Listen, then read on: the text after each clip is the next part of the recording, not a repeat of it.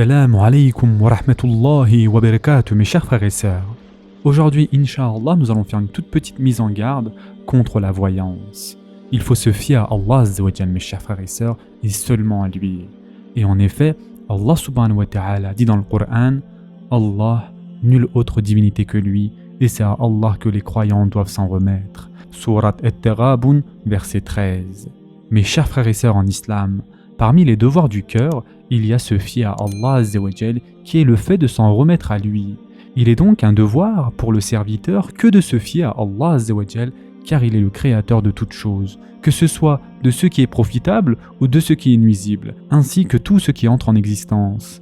Par conséquent, en réalité, nul ne crée la nuisance et le profit si ce n'est Allah. Lorsque le serviteur a fermement cela dans son cœur et que son cœur est résigné à cela, alors il se fie totalement à Allah subhanahu wa ta'ala pour sa subsistance ou pour la préservation contre les choses nuisibles. Se fier à Allah Azza wa Jal, c'est avoir la confiance du cœur en Allah. Al-Junayd al-Baghdadi a dit « Le tawakkul, c'est de ne se fier véritablement à nul autre que Allah. » Celui qui se fie à Allah Azza wa Jal évitera d'avoir recours à ce que Allah subhanahu wa ta'ala a interdit, que ce soit la sorcellerie ou la consultation des voyants et des devins. Notre bien-aimé prophète, sallallahu alayhi wa sallam, a dit « Celui qui va consulter un devin ou un voyant en croyant à ce qu'il dit, certes, il aura mécru en ce qui a été révélé à Mohammed. » Et ce hadith a été rapporté par Al-Hakim.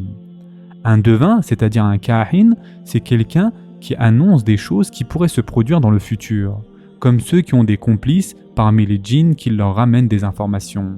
Ils se basent sur leurs informations puis annoncent aux gens que telle ou telle chose va se produire.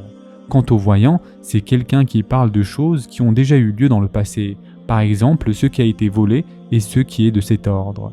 Celui qui va consulter un voyant ou un devin en ayant pour croyance qu'il a connaissance des choses cachées, c'est-à-dire ilmil ghaib, il aura mécru en Allah et en son messager, car nul autre que Allah subhanahu wa ta'ala ne sait les choses cachées. Et en effet, Allah Azza wa Jal dit dans le Coran « Que ne se prosterne-t-il devant Allah qui fait sortir ce qui est caché dans les cieux et la terre, et qui sait ce que vous cachez et aussi ce que vous divulguez » Surat An-Naml, verset 25.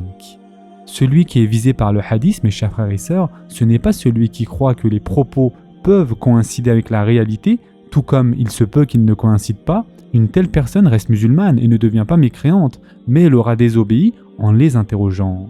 Que l'on sache également qu'il y a certains djinns qui espionnent les anges, en essayant d'écouter ce que les anges chargés de faire descendre la pluie se disent entre eux.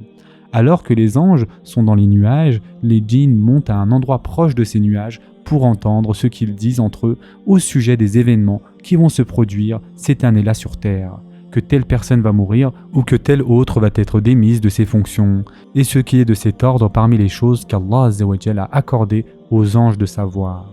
En effet, Allah subhanahu wa ta'ala accorde aux anges, aux prophètes, la connaissance de certaines choses cachées, mais il ne leur fait pas connaître toutes les choses cachées. Après avoir espionné les anges, ces djinns descendent sur terre et vont transmettre ces informations à ceux qui ont des complices parmi les humains. Prenez garde aussi à ceux qui prétendent faire revenir des âmes alors qu'en réalité, ils ne font qu'amener des djinns. L'âme des pieux ne souhaite pas revenir dans le bas monde, même s'il devait posséder tout le bas monde et ce qu'il contient. Quant aux âmes des mécréants, elles sont sous l'emprise des anges du châtiment. Aucun de ces charlatans ne peut ramener l'âme d'un mécréant et l'enlever des mains des anges du châtiment. Ceux qui viennent en réalité dans les assemblées de ces charlatans, ce sont les djinns qui connaissent l'état de la personne avec laquelle ils ont vécu. Il s'agit soit de son gharin, soit d'un autre djinn qui connaît bien sa vie. Il ment et il dit « Je suis l'âme d'un tel ». Qu'Allah subhanahu wa ta'ala nous en préserve, mes chers frères et sœurs. Quant à celui qui répète une ayah un certain nombre de fois dans un objectif louable, il n'est pas concerné par ce que nous venons de citer. Il se peut que les anges de la miséricorde viennent en soutien par les bénédictions de la récitation de cette ayah. Toutefois, celui dont l'objectif est de gagner le bas monde, les anges de la miséricorde ne viennent pas le soutenir.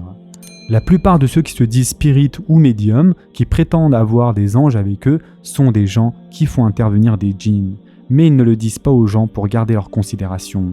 Et donc, mes chers frères et sœurs, faites très attention avec ces charlatans et ne tombez pas dans la mécréance, qu'Allah subhanahu wa ta'ala nous en préserve tous. Ce sera tout pour aujourd'hui. En attendant, prenez soin de vous mes chers frères et sœurs et à très prochainement, Inch'Allah.